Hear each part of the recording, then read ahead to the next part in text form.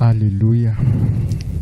Faly miarabanao rahalahy, faly miarabanao indray ranabavy amin'ity tombonandro nomen'i Jesosy antsika indray afahantsika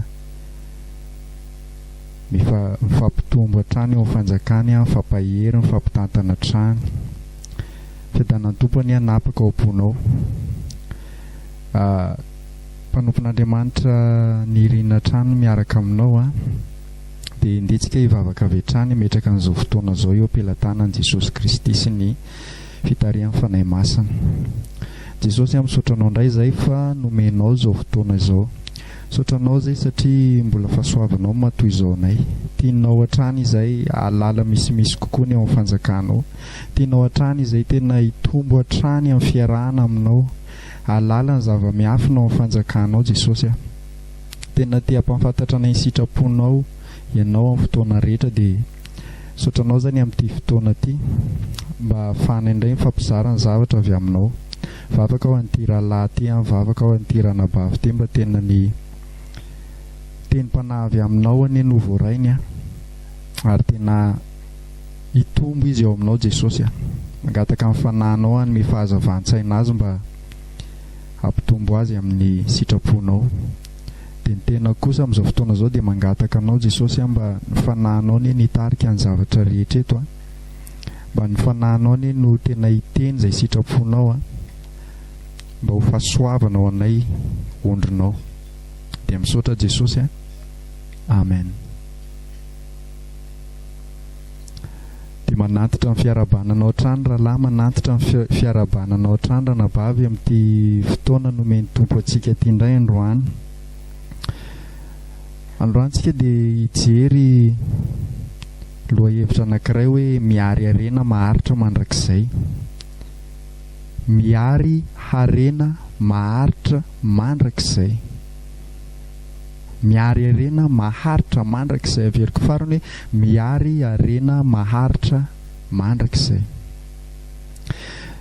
Izao raha lasa nabavy no zavatra tsara ho fantatritsika atsika eto amin'ity zao tontolo izao ity. Mbola eto tsika fa izao nefa ny zavatra tsara ho fantatritsika hoe tsy eto ny antsoina atsika eto amin'ity zao tontolo izao ity tsika, eto amin'ity tany fandalovana ity tsika, fa izao tsy eto ny antsoina atsika fa eto fotsiny ny izahana toetra atsika. Raha maharitra tsika dia ilay fiainana mandrakizay ny tena hiantsoana atsika. Izay ilay teny fikasana efa mifampizarantsika foana, fiainana mandrakizay.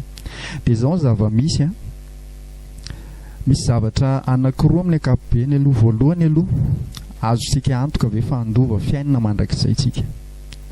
Alohan'ny ary harena amin'ny toerana anankiray tsika azontsika antoka ve fa ho any amin'io toerana io tsika. Raha raisiko ohatra aminao hoe hanome ohatra aminao ohatra hoe raha raisika fiainana takatry ny saintsika tsotsotra izy hoe raha raisiko izany ohatra hoe za ohatra ho any a France ohatra te hiary harena any a France dia mandefa vola amin'ny olona any hoe ty mba hanangano trano any mety misy havako ohatra any dia hoe ty misy vola mba alefako amin'ny ireny endrika fandefasam-bola any ivelany ireny dia mba hanoreny trano any hividiany tany dia hanoreny trano any. Fa izao azoko antoka ve aloha za fa za ho any a France. Izay zany zavatra mila mipetraka aloha. Ndrao alefako any fotsiny ny volako, alefako any ny harenako, alefako any ny fananako, kanefa za tsy ho any akory. Ananako ve ilay billet d'avion andehanako any a France, ananako ve le passeport, ananako ve ilay visa ahafahako makany a France. Ny harenako zany afaka alefako any fa za ve ho any a France ve za fa afaka manao zavatra be dia be hoe anangonina harena any. Mety misy olona fato trano ohatra dia mandefa vola any dia hoe mba hividiany tany ao anangano trano ao dia tonga dia asio tôbila ao dia asio piscine le tanàna ohatra. Fa izao ndrao voary any le harena nefa za tsy ho any. Tokony manana billet azoko antoka aloha za hoe ho any a France. Azoko antoka tsara aloha hoe ho any zay vao mandefa harena any. Ary rehefa mandefa harena any koa mandra-pahatonga akany dia mila miazona tsara foana n'ilay bie ny atanako hoe ndrao efa lasa any le harena, lasa any ny vola hananganana trano nefa very tampoka ny bie. Tianina fahefana ho any France indray dia faty antoka ny anahy amin'izay fotoana izay. Ny harena lasa any nefa ny tena tsy hoany. Dia tahak'izay koa rahalahy, tahak'izay koa ranabavy, izany hoe miary harena maharitra mandrakizay. Ny tena ho teneneto izany tsy resaka famonjena fa ilay tsika ilay efa nahazo famonjena dia manomboka miary harena. Satria tsika rehefa nahazo ny famonjena, voahazo tsika hatramin'ny farany ny famonjena, dia izao any amin'ny fiainana mandrakizay ny ivantanantsika. Dia Jesosy anefa hijery tenin'Andriamanitra tsika rehefa eo. Jesosy anefa tena nampirisika mihitsy nandrisika antsika izy hiary harena any amin'ny fiainana mandrakizay, hiary harena haritra mandrakizay, fa tsy hiary harena eto amin'ity tany ity. Be dehibe ny mpivavaka, be dehibe miaraka amin'ny Jesosy, fa izao mamaika azy miary harena eto an-tany no tena hiarahany amin'ny Jesosy, hiariana harena eto an-tany fa tsy hiary harena maharitra mandrakizay. Za tsy miteny aminao hoe tsy afaka ny anan-karena ianao eto, zay le hoe tsika eto miaina amin'ny fahasoavan'Andriamanitra. Za tsy mandahy mihitsy mifanananao harena raha ohatra ka ataon'ny tompo manan-karena ianao eto. Rehefa zay ny lalana tia nitondrananao dia aleloia zany, tsara zany. Fa isika mihitsy, za sy anao mihitsy hoa ny toepoko sy ny toeponao mihitsy ny tokony tsy hanana tsony zany hoe hiary harena eto an-tany zany. Fa rehefa Andriamanitra ny tiany miarenantsika eto dia araba soa araba tsara, isaorana ny tompony amin'izany rehetra izany. Fa iza sy anao kosa dia namporisiny Jesosy mihitsy hoe miary harena any an-danitra, fa aza miary harena eto an-tany, miary harena any an-danitra maharitra mandrakizay. Ka tiako ampidirina zany hoe, tiako azavaina mialohan'ny fotoana zany hoe mialohany hiarintsika harena any an-danitra dia izao. Ny miary harena any an-danitra hoa zava-poana raha ohatra ka tsy hoanitsika, fa mila olona voavonjy aloha tsika, mila olona azo antoka fa handova fiainana mandrakizay tsika, ary mila voahazo tsika hatramin'ny farany izay, satria ozy ny teny Jesosy izay maharitra hatramin'ny farany no vonjena. Dia mandritra n'izay fotoana aretantsika hatramin'ny farany izay tsika mamatsy harena any an-danitra, miary harena any an-danitra, izay harena haritra mandrakizay. Amin'ny fotoana tonga any tsika namafy harena any tsika dia hovatantsika any izay harenantsika izay haritra mandrakizay, izay harena izay. Ny harena eto an-tany izao no lazaiko antsika. Efa nisy fotoana raha nanaraka tsara ny fampianarana teo aloha ianao. Ny harena eto an-tany na tsika mandao an'io amin'ny fotoana hoe hialantsika eto, maty tsika, dia ilaozantsika ny harena eto an-tany. Na ny harena eto an-tany mihitsy mandao antsika amin'ny fotoana tsy fantatra, mety misy mangalatra io, mety ho simba io, betsaka miady loha sy ny rehetrarehetra, mety andao amin'ny fotoana tsy ampoiziny io. Izany hoe tsy maharitra mandrakizay ny harena eto an-tany, tsy maharitra mandrakizay. Ninona ny filofosan'ny olona hiary harena eto an-tany? Na io ny andao azy na tsy maintsy izy ny andao an'io amin'ny fotoana voatendry, amin'ny fotoana anankiray voatendry. Dia ahoana ozy ny tenin'ny Joba tamin'izy jana toetra, nitanjaka ozy izy nivoaka tao amin'ny kibon'ny neny, ary hitanjaka koa niverenako any amin'Andriamanitra. Tsy mitondra ninninna harena nahazontsika raha ozy Jesosy hoe inona moa sy ho azon'olona na ho azony ary zao tontolo zao izy, nefa ho very ny fanahany. Tsy misy dikany na ho azontsika daholo ary ny fananana rehetra manerina an'izao tontolo zao. Ho avy foana ny fotoana hialantsika amin'io. Dia izay nahatonga an' Jesosy tena niteny mihitsy hoe miarinareo harena maharitra mandrakizay, miarinareo harena any an-danitra. Dia androany tsika hijery santionany amin'izay endrika fiariana harena any an-danitra izay raha lasa anabavy. Fa tena tsindriko foana hoa, tsindriko foana.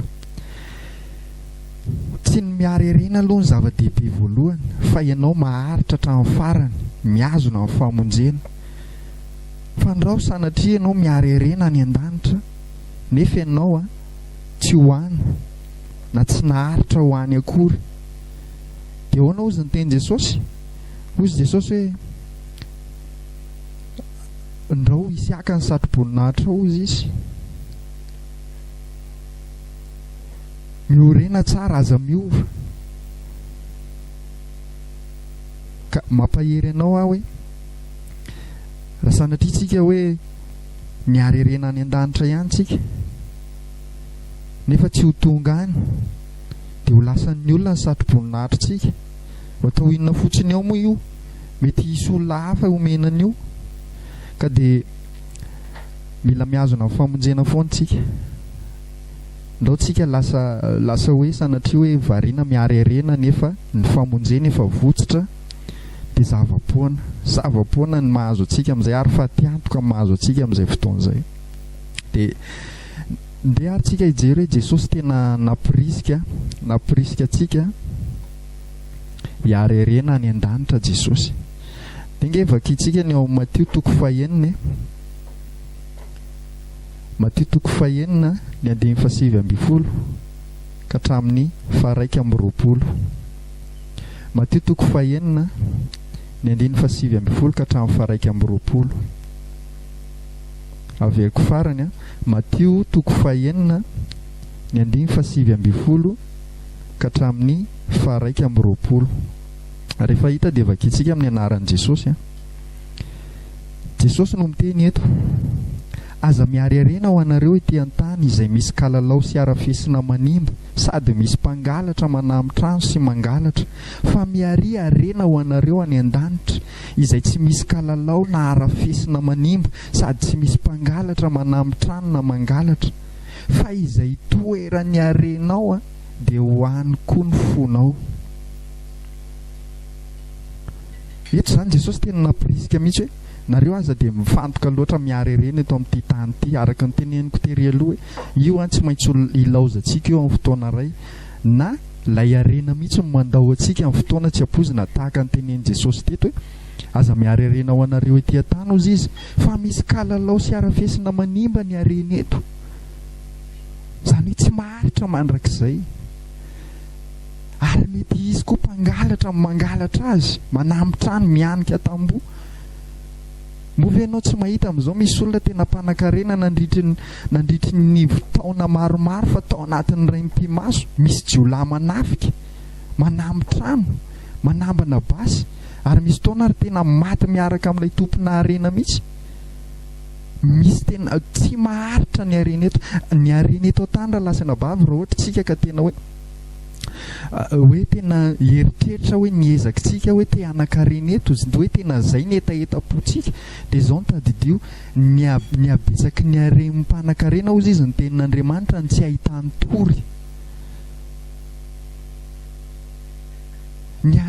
Ny habetsaky ny haren'ny mmpanan-karena ny tsy ahitany tory ozy izy ny tenin'Andriamanitra ny ampitory teny ihany. Ka eo ny zavatra tiako hamafisina aminao hoe averiko foana, raha manan-karena ianao ohatra miaino ty tory teny ity, za tsy miteny aminao hoe tsy sitrapon'Andriamanitra ny anananao arena, tsy izay ny tiako tenena, fa zao toe-ponao mihitsy aza petraka tsony amin'ny arena eto an-tany, fa mangataha fahendrena amin'Andriamanitra raha toa ianao ka nomeny arena amin'izao fiarahanao amin'i Jesosy zao. Mangataha fahendrena ary arovo ny fonao mba tsy hitoky amin'ny arena miovaova ny arena eto an-tany. Mety ilaozanao io amin'ny fotoana anankiray na koa io mandao anao amin'ny fotoana tsy ampoizinao, ka raha ny toetra tao amin'io fonao dia izao amoy foy ianao. Fa ahoana hozy Jesosy eo amin'ny 20 miary arena ho anareo any an-danitra. Hitanao zany an'ilay tanirazana efa rahantsika any. Misy olona zao raha eto an-tany izy ohatra hoe mila ravinahitra eny an-drenivohitra izy, fa izy miary arena any amin'ny tanirazany any ambanivohitra ihany, mitsinjo ny fahanterana izy, dia manangana trano any izy hoe rehefa antitra dia ody any ambanivohitra, dia any itsotsotra hiandry fahafatesana. Fa neny Jesosy tsy ilay fahafatesana ny tsonjovina, fa ilay fiainana mandrakizay mihitsy, tsy ilay fahanterana ny tsonjovina, fa ilay fiainana ao aoriana amin'ny fahafatesana mihitsy, satria mitohy fiainana, mitohy fiainana rahalasina bavy. Fahafatesana dia teteza mita fotsiny io, teteza mita io a hidirantsika amin'ny mandrakizay. Fa mandrakizay dia lalana anankiroa ihany, na fiainana mandrakizay a na fahaverezana mandrakizay. Ka ho antsika izay mahazo antoka tsara fa any amin'ny fiainana mandrakizay dia zao miariarena any amin'ny fiainana mandrakizay. Dia hoy Jesosy izay tsy misy kalalao na arafesina manimba. Hitanao tena mifanohitra amin'le tao tany mihitsy. Any tsisy jiolaza any intsony any, tsisy kalalao any, tsisy zavatra hanimba ny arenanao any, fa arena maharitra mandrakizay. Arena sady tsy andahoanao le arena no tsy ho laozanao intsony, fa tena mandrakizay ianao a, hiaraka amin'ireo arena ireo a ao amin'ny fanjakan'Andriamanitra.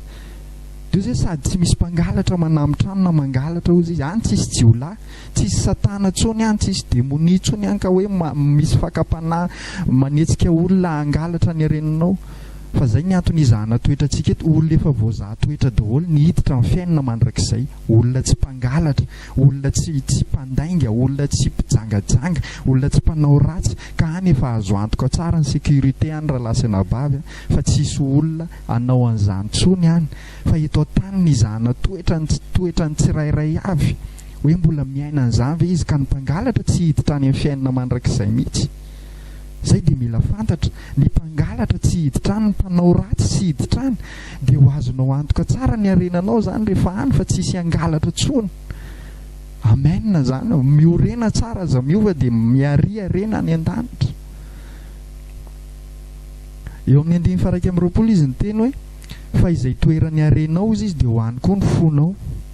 Io zany isany anankiray tena hoe hitanao mety manompo an'Andriamanitra ihany ny olona anankiray a, fa mety samy manana ny hitoeran'ny fony. Be dia be ny olona zao miaraka amin'Andriamanitra matetika mety tsikaritra ao ngambany a matetika miteny an'izany hoe be dia be miaraka amin'Andriamanitra fa fanantenana arena eto an-tany ny arahany an'Andriamanitra, fanantenana arena eto an-tany. Ka rehefa eto an-tany ny arenanao izy Jesosy dia eto koa fonao. Rehefa eto an-tany ny arenanao dia eto koa fonao, izay toerany arenanao ihany dia ho any koa ny fonao. Fa zao rehefa mazoto miary arena any an-danitra kosa tsika dia ho any an-danitra foana ny fontsika, ho any foana ny fifantohantsika. Tahaka ny ohatrin'ny tahaka mamina vina ianao hoe mba ohatrohatry ahoana zay ny zavatra miandry anahy any an-danitra any. Lasa misy etaeta foana tsika, misy avisa amin'ny fiainana mandrakizay rehefa miditra amin'izay hoe miary arena any an-danitra. Fa hitanao ny olona miary arena eto an-tany, raha nanangana trano anankiray izy tamin'ny toerana anankiray dia mbo te hanangana hafa ny ray izy ankoatran'io, tsy mety afa-po ny eto amin'ity tany ity, fa ohatran'ny hoe mamisavisa foana hoe tena tsy ampy anahy tsony ity, tsy afa-po amin'ity tsony a, fa mamisavisa indray izy. Lasa eto an-tany ny fifantohany zato isan-jato, tsy mifantoka amin'izany fiainana any ankoatra zany tsony, tsy mifantoka amin'izany hoe any an-danitra zany tsony. Ka io a isan'ny miaro ny fontsika ny fiariana arena any an-danitra. Isan'ny miaro ny fontsika hifantoka foana amin'ny fiainana mandrakizay ny fiarintsika arena any an-danitra. Fa manala ny fifantohantsika any amin'ny fiainana mandrakizay ny fiariana arena eto an-tany. Mila azonao zany. Jesosy mihitsy ny teny an'izay, izay toerany arenao dia ho any koa ny fonao. Rehefa arena eto an-tany ny fantohanao dia mety manompo an'Andriamanitra ianao, mety tena mivavaka ianao isan-kalady, mety manao asan'Andriamanitra ianao. Tsy haiko, mety misy zavatra be dia be hoe maha-kristianina anao, fa zao ny arenanao nefa eto an-tany. Ny antony ny vavahanao dia ny arena eto an-tany. Fa ahoana ozy ny tenin'Andriamanitra? Raha ny amin'izao fiainana izao ihany ny anantenanareo any Kristy dia mahantra noho ny olona rehetra ianareo izy Jesosy. Raha amin'izao fiainana izao ihany ny anantenantsika iarahana amin'Andriamanitra, maty antoka tsika. Fa zao zavatra teneniko hoe be dia be ny olona tsy miraharaha an'Andriamanitra fa mahary arena be dia be eto an-tany. Be dia be zany. Resiny ray ary tsika mpivavaka raha mieritreritra hoe hiaraka amin'Andriamanitra dia te hanankarena, fa misy olona tsy miasa saina amin'Andriamanitra zany, fa mandeha amin'ny herin'ny tenany izy, mandeha amin'ny herin'ny fahalalan'ny olona izy, mandeha amin'ny herin'ny fahaizana izy, mandeha amin'ny herin'ny vola izy, dia mahary harena mihoatra lavitra asy ianao eto an-tany. Zany maty antoko tsika ozy ny tenin'Andriamanitra raha ny amin'izao fiainana izao ihany no anantenantsika ny Kristy. Fa miary harena any an-danitra, rehefa any ny harenantsika dia ho any koa ny fifantohantsika satria ho any ny fontsika. Halleloja. Izay ny famporisihana nataon'i Jesosy hoe tena naporisika antsika izy hiary harena any an-danitra. Dia mafisiko foana ho hoe tandremo tahaka an'ilay ohatra nataoko tery hoe miary harena any a France nefa za tsy manana be akory any a France, lasa any fotsiny ny volako nefa za tsy ho any akory. Dia tahaka izay koa tsy ny fiariana harena any an-danitra aloha ny zava-dehibe voalohany, fa ny famonjena aloha azo antoka tsara hoe hiditra amin'ny fiainana mandrakizay tsika. Fa zava-poana raha ohatra hoe amory harena any tsika nefa votsitra amin'ny famonjena, hozaraina amin'ny olona hafa izay naharitra hatramin'ny farany ny harena izay nalefanao any, ho atao inona fotsiny ao moa io. Tahaka an'ilay fanoharana nataon'i Jesosy tamin'ilay talenta 5 sy talenta 2 sy talenta 1, nomena an'ilay nanana talenta 5 ny talentan'ilay anankiray, izay manana ozy izy dia mbola omena hatrany, fa izay tsy manana kosa na dia ny kely ananany ary dia esorina aminy. Ka tandremo zany efa mbo misy kely nanananao ihany any an-danitra fa tsy tonga any ianao dia miala taminao zay dia nomena ho an'ny olona izay efa naharitra hatramin'ny farany ny azona amin'ny famonjena ilay izy. Ahoana ny tenin' Jesosy hoe tany mafy izay anananao mba tsy hisiaka ny satroboninahitra ao. Tany mafy izay anananao, inona moa ny anananao dia ny famonjena. Tany mafy ny famonjena mba tsy hisiaka ny satroboninahitra ao. Ny satroboninahitra dia efa endrika harena maharitra mandrakizay zany. Lasan'ny olona raha vao tsy voatananao tsara ny famonjena.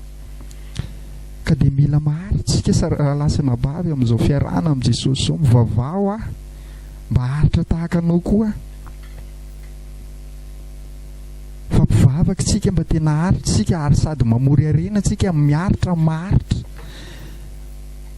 miara mirindra daholo zany, sady maharitra tsika miharitra tsika mamory harena tsika mitombo amin'ny fahamasinana tsika. Ka dia mampahery anao any amin'izany. Jesosy no niteny an'izany araka io teniny tao Matthieu 4:9 ny 7:20 ka hatramin'ny 1:20 io. Dia ndeha ho jerentsika hoe ohatrohatry ny ahoana moa zany endrika famorika harena any an-danitra zany. Nyteny fotsiny Jesosy hoe miary harena any an-danitra, fa inona ary ilay endrika ataontsika mba ahafahantsika mamory harena any an-danitra? Raha ito tany zao hoe afaka mamory harentsika hoe manao mampirim-bola any amin'ny banky dia misy zana-bola dia mitombo any ny vola, dia miary harena eto an-tantsika ohatra hoe mba manao betsaka ny endrika famorika harena eto an-tany. Eo misy ny olona miezaka mandeha amin'ny herin'ny tenany sy ny rehetrarehetra. Fa eto indray ahoana indray ary ilay endrika famorika harena any an-danitra. Dia mino fa be dehibe ao anaty baiboly ao fa santionany reto omeko anao reto santionany reto afaka hiainana tsara, tena fiainana kristianina, ahafahantsika miary harena any an-danitra, ahafahantsika miary harena any an-danitra. Daontsika jery voalohany ao Matthieu 5:5, Matthieu 5:5 ny 10 ka hatramin'ny 12. Matthieu 5:5 ny 10 ka hatramin'ny 12. Averiko farany Matthieu 5:5 ny 10 ka hatramin'ny 12. Dia izao ny tenin'Andriamanitra manao hoe sambatra izay enjehana noho ny fahamarinana, fa azy ny fanjakan'ny lanitra. Sambatra ianareo raha aratsian'ny olona sy enjeny ary asiany izay teny ratsy rehetra hitenenany lainga anareo noho ny amiko. Mifalia sy miravoravoa ianareo, fa lehibe ny valim-pity ianareo any an-danitra. Fa toy izany ihany na nenjehany ny mpaminany izay talohanareo. Ahoana ozy izy eo amin'ny 10 mifalia sy miravoravoa ianareo, fa lehibe ny valim-pity ianareo any an-danitra. Valim-potia antsika any an-danitra, io ilay harena any an-danitra io. Dia ahoana zany ahafahantsika mahazo ny hoe valim-potia lehibe any an-danitra io? Dia izao enjehana noho ny fahamarinana, sambatra izay enjehana noho ny fahamarinana hozy Jesosy. Sambatra izay enjehana noho ny fahamarinana. Rehefa maharitra enjehana noho ny fahamarinana antsika sa raha lasana bavy, arina le endrika efa nenjehana noho ny fahamarinana. Dia eo amin'ny 1:40 izy miteny hoe sambatra ianareo izy raha tsy ny olona sy enjehana, ary siny izay teny ratsy rehetra ny tenena ny lainga ianareo no ny ampiko.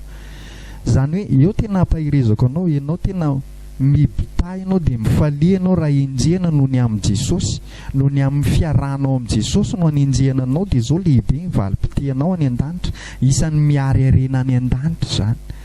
Isaky misy manaratsy zany ianao na manenjika no fiarahanao amin'ny Jesosy, dia izao misaoran'Andriamanitra fa mitombo foana ny harenanao any an-danitra zany, fa misy endrika firosoana eo aminao, misy endrika misy fijoroana amin'ny sitrapon'Andriamanitra eo aminao.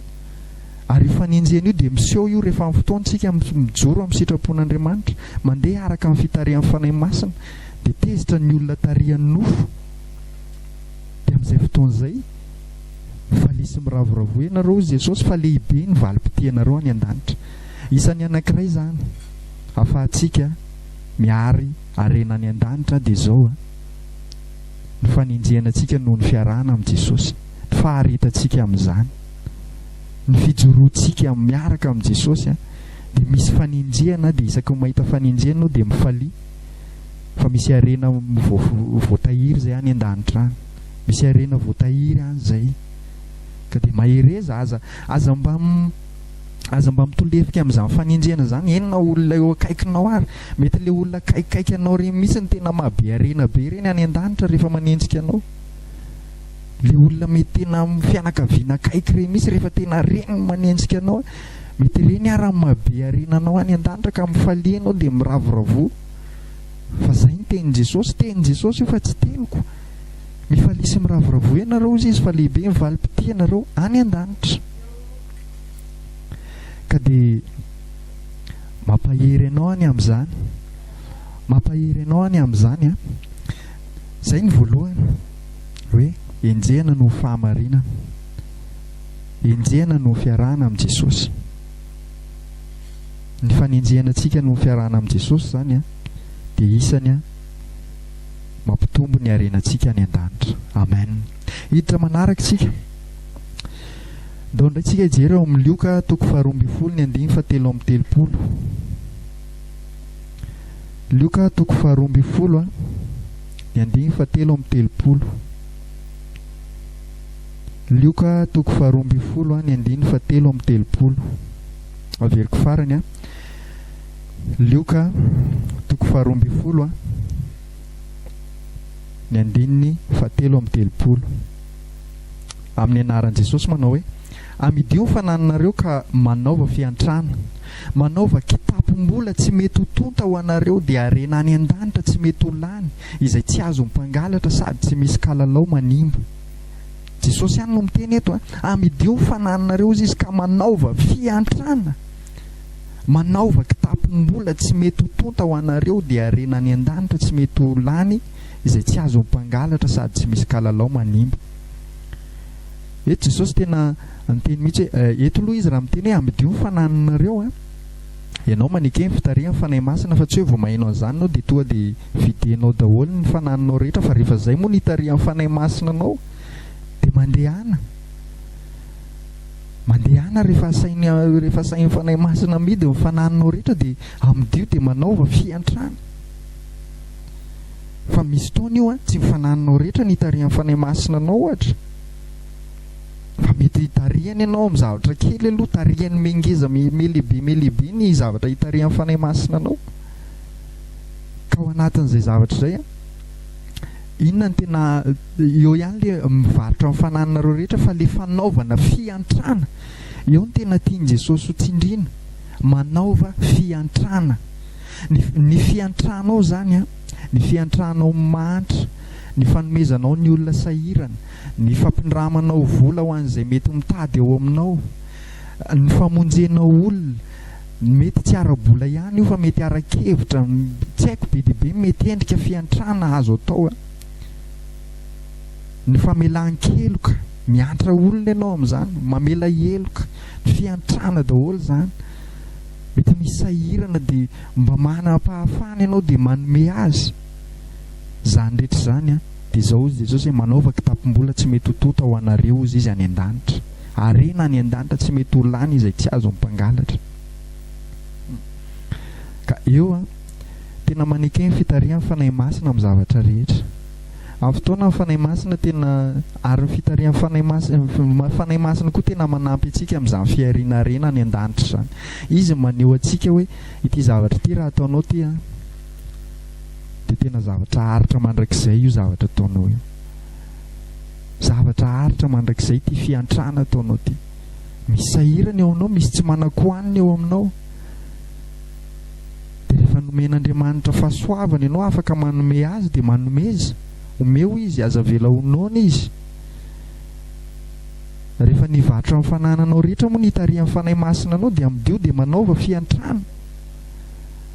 Fa aza mandeha koa amin'ny lalàna, tsy mahazo mandeha amin'ny lalàna tsika fa mandeha araka misy manko tena misy fotoana raisina mpitondra fivavahana any tanana tsika izany tenin'Andriamanitra zany indray hoe ndana amidio fanananareo rehetra. Fa aviliny le izy rehefa hoe dia ho eto aty ho amin'ny pasteur. Fa ny Jesosy hoe manaova fiantrana, amidio fanananareo dia manaova fiantrana. Zany hoe tsy nakany amin'ny Jesosy. Asa ianao raha mba efa nalala n'ilay tenin'ilay mpanan-karena anankiray hoe nanantona an'i Jesosy izy dia Jesosy inona ny ataoko ozy izy mba azo androvako ny fiainana. Dia zao tenen'i Jesosy hoe tandremo ny didy ozy izy, aza mijangajanga, aza mangalatra, aza tenen'i Jesosy daholo ireo karazana didy sy lalàna mosesy rehetra.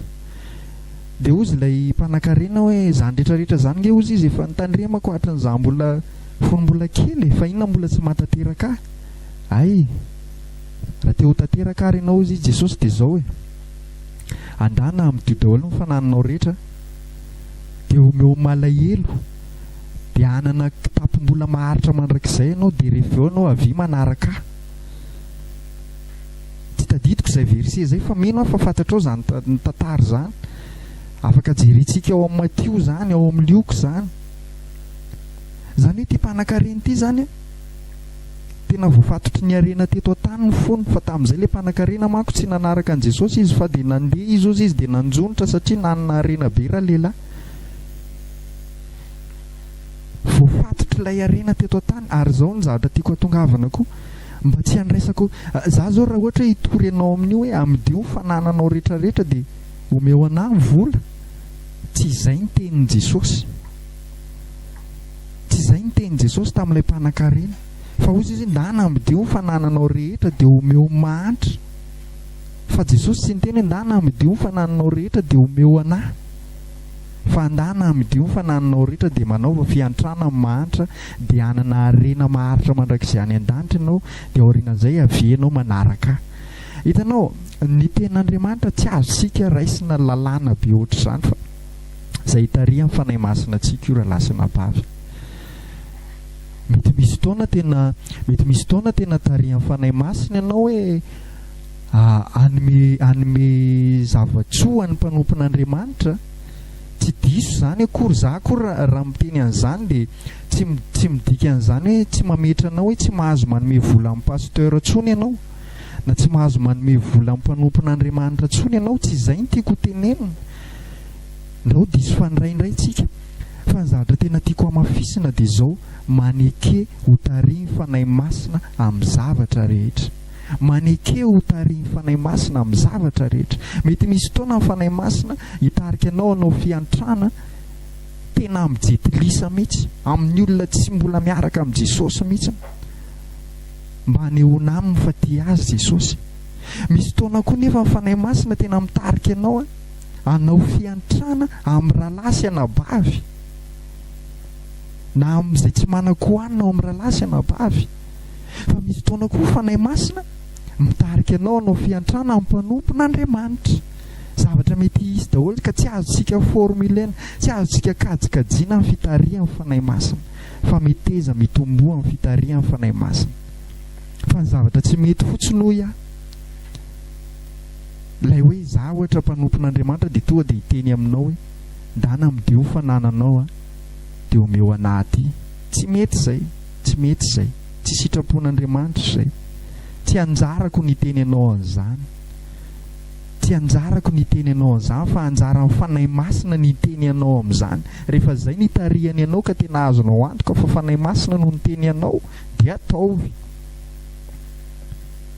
Mety ho mahantra io, mahantra ivela amin'ny fanjakan'Andriamanitra mihitsy, mety mahantra koa ao amin'ny fanjakan'Andriamanitra.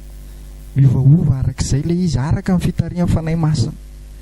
Miaraka amin'ny fanahy masina raha lasana bavy tsy routine, fa tena mety miova. Zay ny teny Jesosy hoe ny olona tarihiny fanahozy izy dia ny fanahozy izy dia tahaka ny rivotra, tsy fantatra hoe avy aiza izy dia tsy fantatra hoe ho aiza izy. Tsy hitanao kajikajiana mihitsy. Mety hitanao nanome mpanompon'Andriamanitra andro any, fa rapitso mety tsy mpanompon'Andriamanitra ny nomeko, fa mety olona hafa mihitsy. Ka zay ny zavatra mpaherezako anao hoe ataoko fonosateny kely hoe meteza ho tarihan'ny fanahy masina amin'izao fiarinarena any an-danitra izao, amin'ny fanaovanao fiantrana. Zay zany ny endrika faharoa hoe ny fanaovana fiantrana dia ahafahantsika miharerena any an-danitra.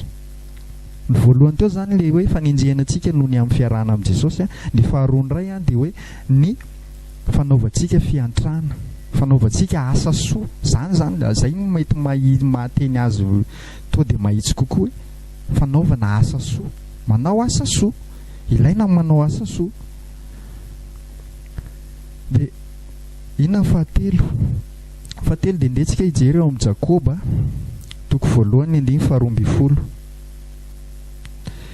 Jakoba toko voalohany ny andininy faharoa amby folo.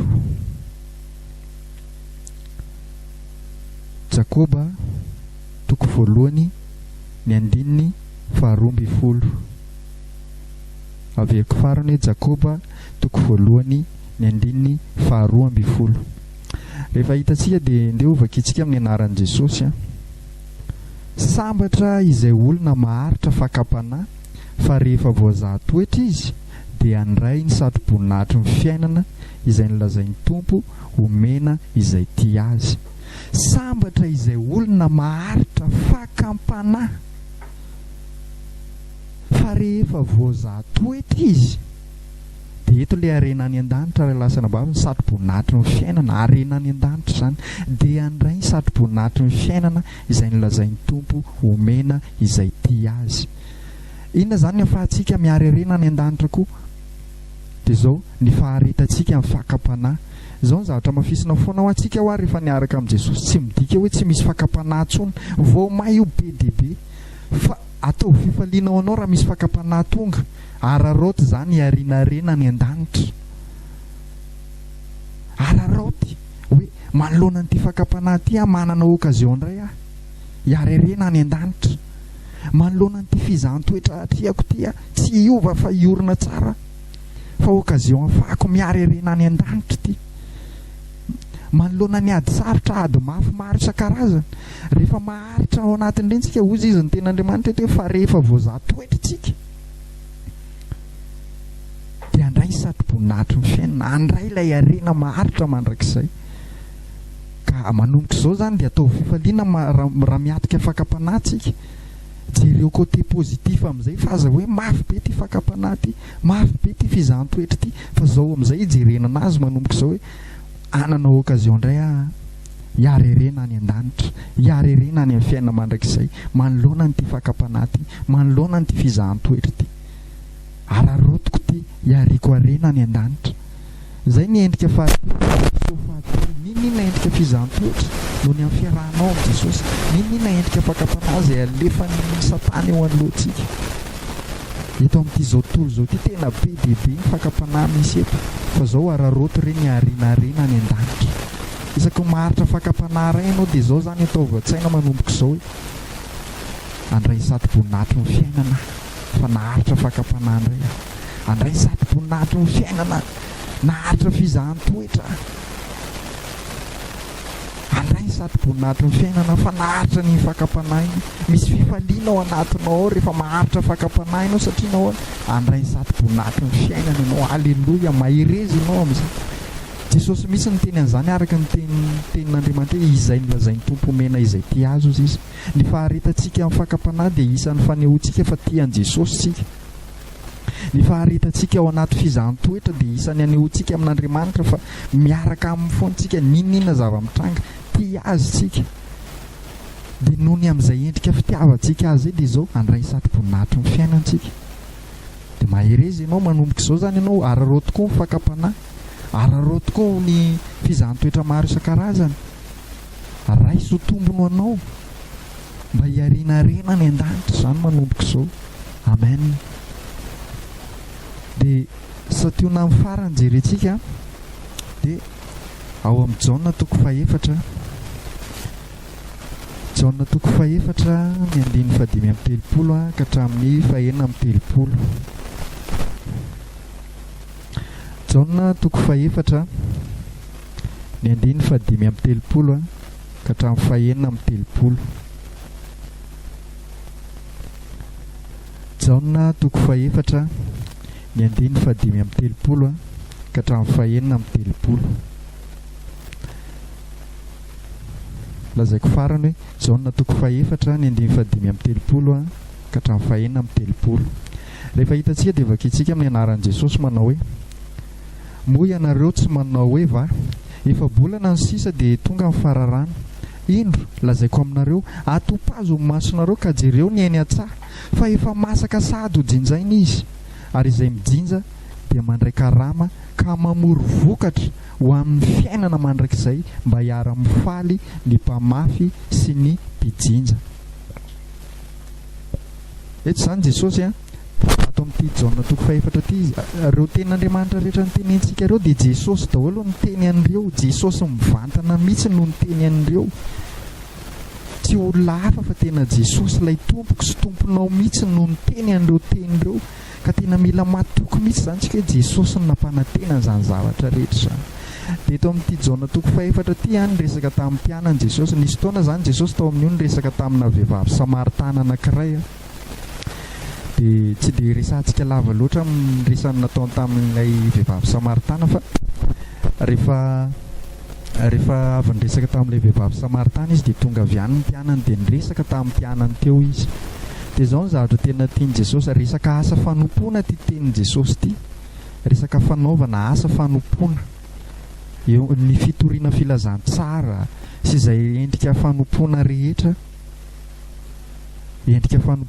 hitarian'ny fanahy masinasy ianao eo amin'ny 5:30 ozy izy hoe ary izay mijinja ozy izy iza moa no mijinja Jesosy no namafy Jesosy no miteny Jesosy no mpamafy ny teny Jesosy no loharam-piainana Jesosy ilay teny nafafy dia itsika mijinja fotsiny itsika zany araka ny teny nataony tamin'ny Petera hoe tsy ataoko mpanjono trondrotsony ianao manomboka androany ozy izy fa ataoko mpanarato-olona tsy ataoko mpanarato trondrotsony ianao ozy izy fa ataoko mpanarato-olona manomboka androany dia izasy ianao koa tahaka izay ilay mpanarato zany dia tahaka an'ilay hoe mpijinja eto eo amin'ny 5:30 hoe ary izay mijinja ozy izy dia tahaka an'io koa zany ilay niantsony amin'ny Petera izay mpanarato zany hoe hanarato olona ao amin'ny fanjakan'Andriamanitra izasy ianao rehefa hijinja olona ao amin'ny fanjakan'Andriamanitra zany mijinja zany manko ohatra hoe mijinja vary dia makeny atambary eny ny olona dia maka an'ireny vary eny eny izy mijinja vary izy dia ho alefany atsopotra ny vary dia tahaka izay koa niantsony Jesosy atsika hijinja olona ao amin'ny fanjakan'Andriamanitra hijinja olona ao amin'ny fanjakan'Andriamanitra hanarato olona ao amin'ny fanjakan'Andriamanitra amin'ny alalan'inona amin'ny alalany voalohany indrindra aloha ny fitoerantsika tsara amin'ny fahazavana satria hoy Jesosy hoe ianareo ny fahazavana izao tontolo izao ianareo ny fanasin'ny tany mila tena mamovo tsara foana ho antsika isan'ny fijinjana daholo zany manarato olontsika rehefa tena mitombo amin'ny fahamasinana manarato olontsika rehefa mitombo amin'ny toe-panaraka an'Andriamanitra na dia mbola tsy mitory teny ara Fa ny fitondran-tenantsika dia efa fitoritena io raha lasana bavy. Epistily mandehandeha io, na olona tsy mamaky baiboly ara dia efa mahita amin'ny fitondran-tenantsika mendrika amin'ny filazantsara dia hikasika azy Andriamanitra amin'ny alalan'ny fitondran-tenantsika mendrika amin'ny filazantsara dia izao efa nisan'ny mpijinjitsika amin'izay, efa nisan'ny mpanaratontsika amin'izay. Ka ny tiako ampahirezanao izany hoe mitombo tsara amin'ny fahamasinana, mitombo tsara amin'ny sitrapon'Andriamanitra fa isan'ny mpanaraton' Jesosy tsika ao anatin'izany, isan'ny mpijinjitsika ao anatin'izany. Ary ina koa ny endrika fijinjana manaraka, ny endrika hoe fitoriana filazantsara. Eo aloha izany tsika hoe mila mifanaraka amin'ny zavatra torintsika ny toe-piainantsika aloha, fa tsy hoe tsika mitory zavatra hafa nefa ny fiainantsika tsy mifanaraka amin'ny zavatra nitorintsika. Fa izay misy ilay teneniko hoe tsika aloha mila tena mitombo amin'ny toe-panahy araka n'Andriamanitra mihitsy. Mila hitan'ny olona tsara hoe mifanaraka amin'ny filazantsara izay torintsika ny fitondran-tenantsika. Mila tena azosika antoka izany fa tsy hoe maimaika andeha hitoriteny tsika nefa tsy mifanaraka amin'ny toriteny ataontsika ny fitondran-tenantsika dia vao maitsika mandrodana amin'ny fanjakan'Andriamanitra.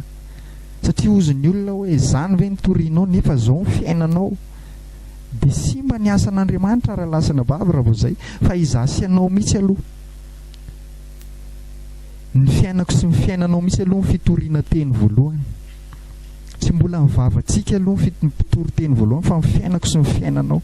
Io aloha ataovy altara mihitsy io. Ny fiainako sy ny fiainanao aloha ny ataovy altara voalohany. Ny altara dia toerana fitoriana teny, ka ny fiainako sy ny fiainanao mihitsy izany dia io mihitsy aloha atao altara. Amboaro ny fiainana izay mbola tsy mety, tena mangatahana fa ny masony hoe amboaro izay tsy mety amiko. Aitsio esory ny avinavina, ny fitiavan-tena, ny fijangajangana maro isan-karazany ario daholo izany, ny lainga, ny alatra. Izay rehetra tsy mifanaraka amin'ny sitrapon'Andriamanitra dia arodany daholo izany hoe fanahy masina, arodany, manaiky arodany tsika. Ny fanikitsika amin'izany lalana izany dia efa mampanarato antsika.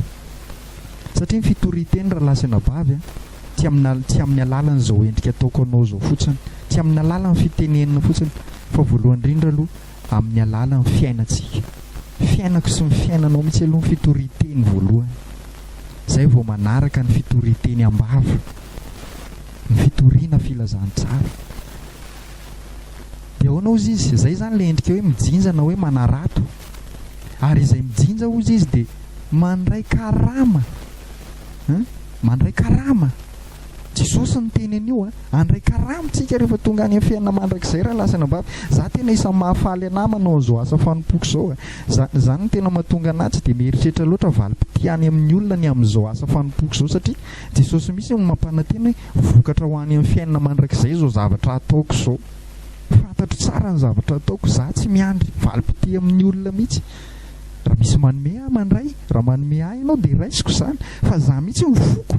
Tsy ahoriko amin'izany, manome ny olona isaorako ny tompo izany, tsy manome ny olona ny ahy tsy karama avy amin'ny olona ny andrasako, ny ahy tsy valim-pity avy amin'ny olona ny ahy ny andrasako, fa ny ahy dia io teny Jesosy io mihitsy ny ahy ny andrandrako hoe izay mijinja, izay manarato olona ao amin'ny fanjakan'Andriamanitra dia izao mandray karama vokatra ho amin'ny fiainana mandrakizay, ka ny ahy dia izay ny ao am-poko.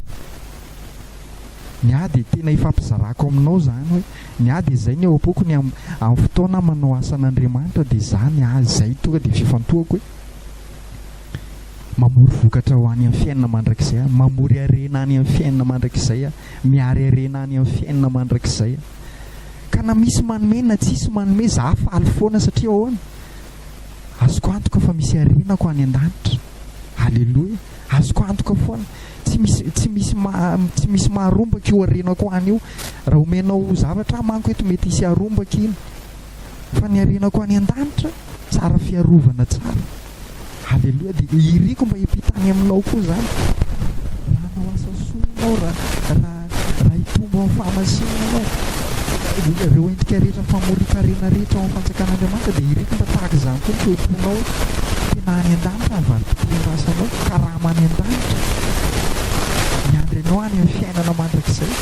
Ka na misy manampy anao amin'ny asa fanompoana ataonao na tsisy manampy anao amin'ny asa fanompoana ataonao dia ianao faly foana satria azonao antoka fa Jesosy misy no miteny fa izay mijinja dia mandray karama ka mamory vokatra ho amin'ny fiainana mandrakizay.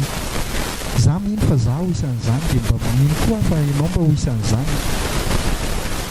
ka dia mahery izy. Ary ity ny tena zava-dehibe, Jesosy tena mampahery anaty teniny ity a. Ilay mamarina azy hoe mba hiara-mifaly ozy izy mifamafy sy ny mpijinja. Alleloia zany rahalahy, hiara-hifaly amin'ny Jesosy za sy ianao. Jesosy ilay mpamafy, tsika ilay njinja, dia hiara-mifaly amintsika amin'izao asa fanompoana ataontsika izao. Zany zany fanantenana mandrakizay, tsy misy mahongotra mihitsy zany amin'izay asa fanompoana ataontsika. Tsy fanantenana zavatra eto an-tany fa fanantenana fa hiara-hifaly amin'ny Jesosy. Alleloia, hiara-hifaly amin'ny Jesosy. Valahy sy anabavy zany tsy mampitovy ny fijerin'izao tontolo izao sy ny fijerintsika. Sainy ny zavatra any an-danitra ozy ny ten'Andriamanitra, sainy ny zavatra any ambony fa tsy eto an-tany. Izao tontolo izao raha manao zavatra eto an-tany dia manantena valim-pity eto an-tany. Manantena raha manao zavatra aminao izy dia misy tambiny eritreretiny foana iny mba ho azony eto an-tany. Fa ho asinao kosa izay miaraka amin'ny Jesosy, za tena mampahery anao raha manao zavatra amin'ny fanjakan'Andriamanitra ianao aza dia mieritreritra loatra valim-pity eto an-tany zany. Fa tena hoe mamory harena any an-danitra, any an-danitra ny harenantsika. Any an-danitra ny harenantsika. Rehefa mahazo ianao eto an-tany dia isaoriny tompo. Mety mba omen'Andriamanitra ny fahasoavana ianao eto, mety mba mahazo ianao, mety mba omeny misimisy ianao eto, isaorana azy zany. Fa za sy ianao mihitsy aza dia manantena loatra hoe valim-pity eto an-tany zany, hiarina-rena eto an-tany zany, hoe andehanao asa fanompoana mba ho tahina, hanao dimy mba ho tahina. Tena matetika miteny an'izany fa tena za manokana, za raha manao asa fanompoana tsy dia izay aloha mameno ny foko hoe mba ho tahina, fa za raha manao asa fanompoana dia mamory ny hareko any an-danitra. Tena zany. Ary isan'ny mampifantoka amin'ny foko any an-danitra zany satria any ny harenako. Anao izy Jesosy tao amin'ilay Mateo 4:9 fa izay toerany harenao izy dia ho any koa ny fonao. Ka miaro ny foko koa amin'izany. Za miary harena fa ny harena ny toerany harenako dia any an-danitra, dia ho any koa zany ny foko, ho any koa ny fifantohako. Fa raha miary harena fa eto an-tany ny harenako dia ho eto koa ny foko. Ka dia izay ny fotoanantsika androany rahalahy sy anabavy. Mino aho fa nampafantatra zavatra ho anao ny tompo androany ary nampahalala zavatra misimisy ho asoanao izy androany. Mety hanitsy zavatra zany mety hampitombo koa, hampitombo antsika koa amin'ny fanjakan'Andriamanitra amin'ny zavatra rehetra. Izay fihetsehana rehetra ataontsika manomboka androany dia visavizao foana hoe hamory harena any an-danitra, hamory harena maharitra mandrakizay. Rehefa tena velona ao anatintsika io fanantenana ny fiainana mandrakizay dia vao maintsika mangetaheta amin'izany, mangetaheta ny hamory harena any an-danitra. Rehefa tena azontsika antoka fa ho antsika dia mangetaheta tsika hiary harena any. Dia fitiniko kely zany ilay izy teo hoe sationany ny anankefatra no nomeko teo fa fanahy masina ny hitarika anao hampitombo anao amin'ny zavatra be dia be. Ny voalohany, ohatra voalohany nomentsika teo zany dia ilay tao Mateo 4:10 teo 2:10 teo hoe ny fanenjehana antsika no fiarahana amin'ny Jesosy dia tao fifaliana ho antsika izany fa mampitombo ny valim-pity antsika any an-danitra zany, mampitombo ny harenantsika any an-danitra zany. Izay ny voalohany. Ny faharoa dia ilay tao amin'ny Lioka 2:12 ny 2:3-3 teo manao hoe manaova fiantrana. Manao fiantrana amin'ny olona malahelo, miantra amin'izay hitarihan'ny fanahy masina anao. Misy olona tsy manana, tsy manan-kohanina, manao asa soa. Raha izay ngany tena mahateny anazy, manao asa soa. Tsy araka ny fitarihan'ny saina nefa fa araka ny fitarihan'ny fanahy masina. Zavatra rehetra zany dia apetrao eo anatrehany fanahy masina hoe tena aneho zavatra fanahy masina hoe mba hiariko harena any an-danitra. Dia hanomboka hiasa aminao fanahy masina fa tiany Jesosy zany toe-po zany. Zay ny faharoa zany hoe manao asa soa, manao fiantrana. Dia ny ohatra fahatelo dia ilay tao amin'ny Jakoba toko voalohany dia 12 tao ilay hoe maharitra fakapanahy sy maharitra amin'ny fizahantsoetra. Amin'ny fotoantsika maharitra fakapanahy sy ny fizahantsoetra dia handray satroboninahitra ny fiainantsika. Nampahery anao atao anatin'izay manomboka izao zany ianao rehefa misy fakapanahy anao sy fizahantsoetra lalovanao dia izao raiso tombony anao zany iny fa hiarinao harena any an-danitra. Dia ny ohatra fahaefatra farany izay mifampizarantsika teo dia ilay tao amin'ny Jaona toko fahaefatra ny 5:30 ka hatramin'ny 4:30 dia izao ny resaka asa fanompoana. Resaka asa fanompoana dia izao endrika koa io amorintsika harena any an-danitra. Hitantsika tao hoe mijinja manarato olona ho amin'ny fanjakan'Andriamanitra ary hiara hifaly amin'i Jesosy sika ny amin'izany. Fa namafisiko tao koa nefa hoe ny asa fanompoana hoy ny fitoriteny hoy ny fanaratovana olona hoy dia izao ny fiainantsika mihitsy aloha no mila fitoriteny voalohany. Fitondran-tenako sy ny fitondran-tenanao mbola tsy ilay isika mitoriteny amin'ny vava aloha fa mitoriteny amin'ny alalan'ny fitondran-tena. Aoka hitombo amin'ny toe-panaraka an'Andriamanitra fa manrodana ny asan'Andriamanitra hoy raha ohatra isika ka manao asa fanompoana nefa tsy mifanaraka amin'ny asa fanompoana izay torintsika ny fiainantsika dia vao maintsika manimba ny fanjakan'Andriamanitra, vao maintsika manetry ny voninahitr'Andriamanitra, vao maintsika manrodana ny asan'Andriamanitra, vao mai mihidy amin'ny filazantsara ny fon'ny olona satria tsy mifanaraka amin'ilay zavatra tenensika sy torintsika ny fitondran-tenantsika sy ny toetratsika. Fa miteza aloha amboarin'ny tompo tsara dia mitoriteny amin'ny alalan'ny fitondran-tena aloha dia rehefa tarihin'ny fanahy masina dia mitoriteny amin'izay amin'ny alalan'ny toriteny am-bava izay tarihin'ny fanahy masina antsika. Dia izany rehetra izany dia fiteniko foana hoe endrika famorikareny zany fa izao mila azo antoka foana ho antsika hoe ho any amin'ilay toerana ny arintsika hareny. Tandremo saovariana mamory harentsika nefa ny famonjena efa votsitra fa tiantoko tsika. Fa sady miazona tsika hoy miazona amin'ny fiainana mandrakizay tsika, miazona amin'ny fiainana mandrakizay tsika ary sady mamory harena ho amin'ny fiainana mandrakizay. Dia tahian Jesosy ianao ho ao aminao ny fanahy masina hitombo amin'ny fahasoavan'Andriamanitra ny ianao hitarika anao fanahy masina amin'ny zavatra rehetra amin'izany fahamarinan'ny tenin'Andriamanitra izany. Dia izay ny fotoanantsika andetsika hivavaka hisaotra ny Tompo. Saotranao izay Jesosy ny amin'ny fitiavanao anay, nampafantatra anay ny sitraponao anao androany ny amin'ny famoriana harena ny an-danitra. Dia tario amin'ny fanahinao izay Jesosy tario ty rahalahiko ty, tario ty anabaviko ty mba tena anina etaeta hiary harena ny an-danitra ary tena rehefa any ny harenany dia hoany koa ny fifantohany hoany ny fony ka ninona zavatra rehetra ataony amin'ny fanjakanao dia tena tsy anatenany valipiti loatra eto an-tany zany fa tena hoe valipiti maharitra mandrakizay ny tena ho antenay Jesosy. Amboaro ny fonay, amboaro ny fonay Jesosy mba tena tsy orina eto amin'ity zao tontolo zao ity intsony. Ampio zahay fanahy masina mba tena tsy hanana fifantohana be hiary harena eto amin'ity zao tontolo zao ity intsony fa tena ampio izahay tena hiary harena any an-danitra ary ampio koa izahay hiazona amin'ny fiainana mandrakizay Jesosy. Azoana hatramin'ny farany izay fa ianao nefa nyteny Jesosy tsy misy maharombaka izay ho pelantanako ianao. Ka dia izay ny fotoananay androany Jesosy dia hisaorana ianao zany dia voninahitra anao rery any. Saotra Jesosy amen. Dia izay ny fotoanantsika raha lasina bavy tamin'ity fotoana ity raha sitrapon'ny Tompo dia mbola isy ny fampianarana dia apetraka antsika amin'ny fanahy masina ny zavatra rehetra mba tsy ho kajikajitsika. Dia ametra beloma aminao indray tahian Jesosy ianao fiadanan'ny Tompo any anapaka betsaka ao am-ponao.